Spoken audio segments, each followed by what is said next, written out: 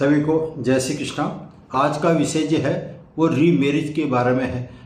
अधिकतर परिजन ज्योतिषों के पास आते हैं और उनकी समस्या जो होती है किसी बच्चे की या बच्चे की, लड़के या लड़की की संतान की कहें, उनके विवाह के लिए चिंतित रहते हैं। और परिजन इतने चिंतित रहते हैं कि आज के माहौल में रीमैरिज का, तलाक का एक प्रचलन सा चल निकला है। तो इससे प्रत्येक व्यक्ति को डर लगने लगा है। तो आज का जो सब्जेक्ट है वो सिर्फ रीमैरिज के बारे में है। अन्य विषयों पर मैं प्रकाश नहीं डालूंगा। सिर्फ रीमैरिज यानी कि एक से अधिक विवाह भी बोल सकते हैं। अधिक विलंब करते हुए आज का सब्जेक्ट प्रारंभ करता हूँ। मैं ओम प्रकाश शर्मा, सभी का हार्दिक स्वागत, हार्दिक अभिनंदन। ज्योतिष एकाग्र चैनल में आपका स्वागत है। आज के विषय के अनुसार रीमैरिज की यदि हम बात करते हैं तो आज से ठीक 40-50 साल पहले यह स्थिति कभी नहीं थी। यदि किसी लड़के या लड़की का जिसके साथ उसके परिजन, माता पिता विवाह कर देते, वो आजीवन, जीवन भर जब तक जिंदा रहते थे वो पति पत्नी के रूप में निभाते थे। लेकिन आजकल पश्चिमी सभ्यता और हमारी संस्कृति इतनी बिगड़ चुकी है कि आने वाली संतान, यह जो मैरिज होती है वो मैरिज के आफ्टर कुछ दिनों बाद ही, जिस तरह से एक खिलौना पसंद नहीं आता तोड़ देते हैं, दूसरा ले आते हैं, तो एक बहुत दूषित प्रचलन चल निकला है। इसके कारण खुद भी परेशान, परिजन भी परेशान। तो ये ऐसे क्या कारण हो सकते हैं?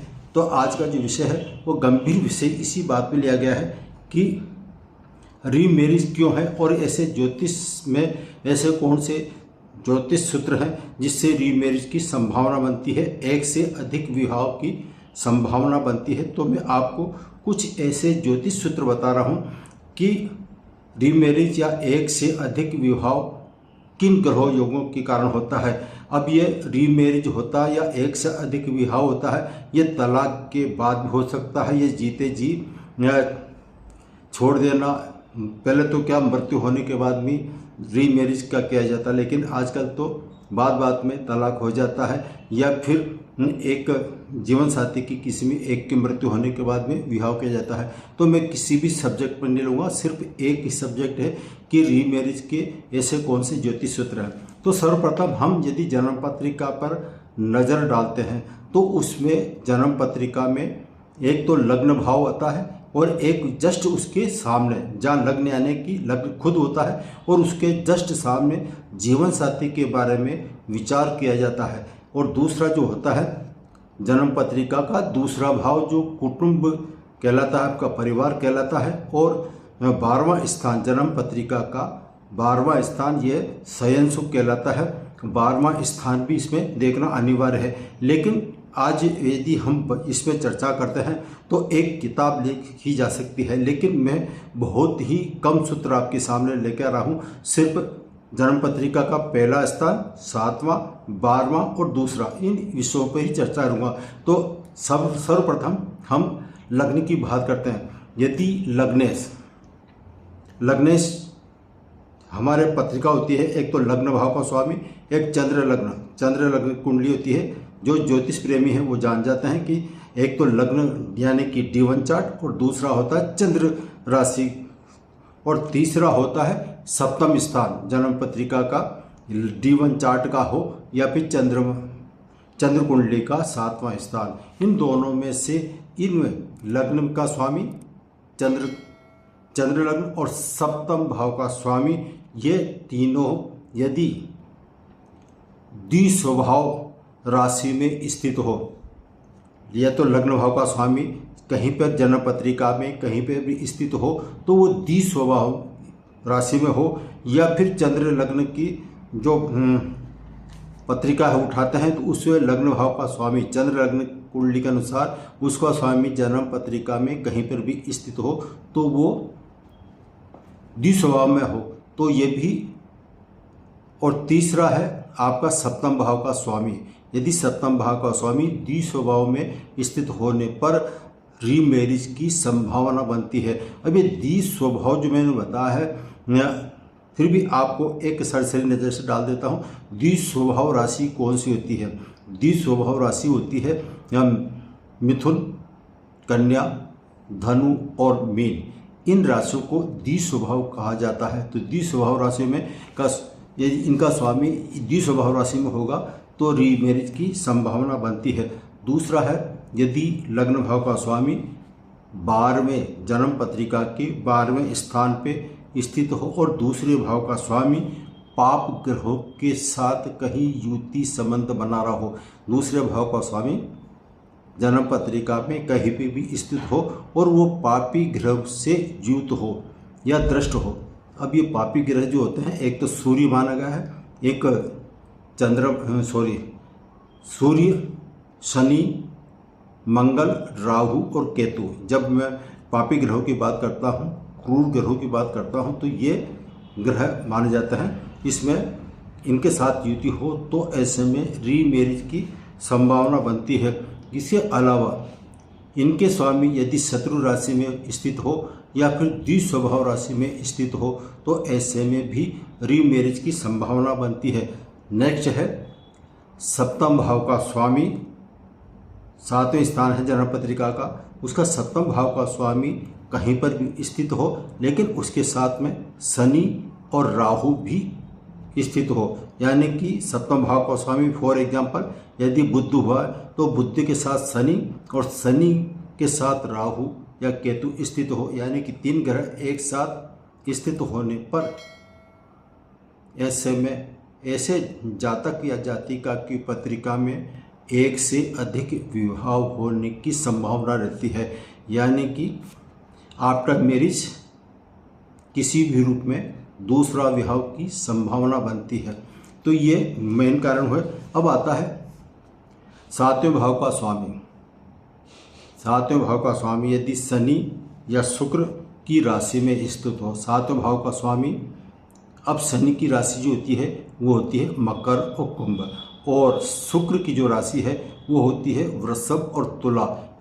इस तरह से 7वें भाव का स्वामी या तो शनि की राशि मकर या कुंभ में या फिर शुक्र की राशि जो होती है वृषभ या तुला, इनमें से किसी में 7वें भाव का स्वामी स्थित हो और साथ ही पापी ग्रह से दृष्ट हो या युति बनाए तो ऐसे में रीमैरिज की संभावना ज़्यादा बनती है।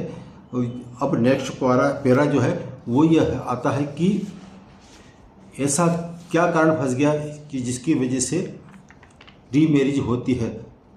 जन्म पत्रिका में 9th हाउस का स्वामी यदि 7वें स्थान पर स्थित हो या फिर 11वें स्थान का स्वामी 7वें स्थान पर स्थित हो और वो यदि शुभ ग्रह है तो शुभ ग्रह के अलावा उसके साथ पापी ग्रह स्थित हो या फिर वो पापी ग्रह हो और उसके अलावा उसके साथ शुभ ग्रह स्थित होगा तो ऐसे में भी दोनों ही परिस्थितियों में एक से अधिक विवाह की संभावना पूरी बनती है।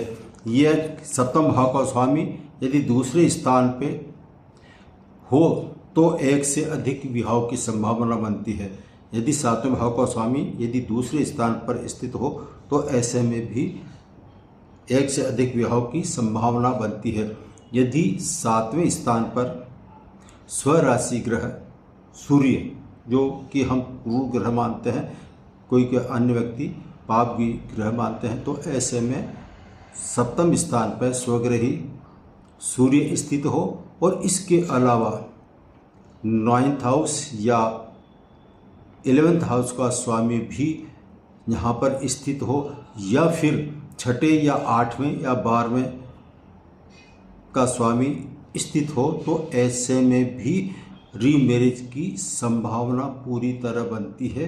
तो ये स्थिति हुई रीमैरिज की। अब यदि शनि अपनी ही राशि में 7वें स्थान पर हो यानी कि मकर कुंभ राशि में हो या फिर शनि वायु तत्व राशि में हो। वायु तत्व राशि जो होती है वो होती है मिथुन, तुला और कुंभ।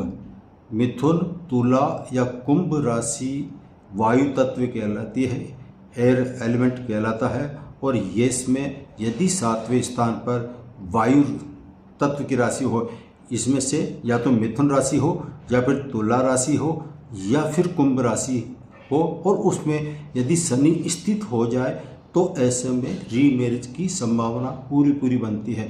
कारण क्या है? शनि एक विच्छेदात्मक ग्रह माना गया है। तो यदि विच्छेदात्मक ग्रह 7वें स्थान पर स्थित होगा और वो उसकी सीधी दृष्टि 7वीं सीधी दृष्टि पड़ती है उसके लग्न भाव पर, और शनि की तीसरी जो दृष्टि पड़ती है भाग्य भाव पर, वो चोट पहुंचाता है। तो ऐसे में शनि की महादशा, अंतर्दशा या प्रति अंतर्दशा में ऐसे व्यक्ति का, जातक या जाति का, मेल का चार्ट हो या फीमेल का चार्ट हो, रीमैरिज की पूरी संभावना बनती है। तो आज हमने आपके सामने एक से अधिक विवाह के ज्योतिष सूत्र बताए हैं। आप आशा है आपको ये वीडियो अच्छा लगा होगा। यदि ये वीडियो अच्छा लगा तो एक आत्मनिवेदन, आप इसको प्लीज़ लाइक कीजिए, शेयर कीजिए। और अभी आप नए व्यक्ति हैं और आपने अभी तक मेरे चैनल को सब्सक्राइब नहीं किया तो प्लीज़ सब्सक्राइब कीजिए। सभी को नमस्कार, जय श्री कृष्णा। अब मैं अपनी वाणी को विराम दे रहा हूँ, फिर मिलेंगे नए सब्जेक्ट और नए विषय के साथ। सभी को जय श्री कृष्ण।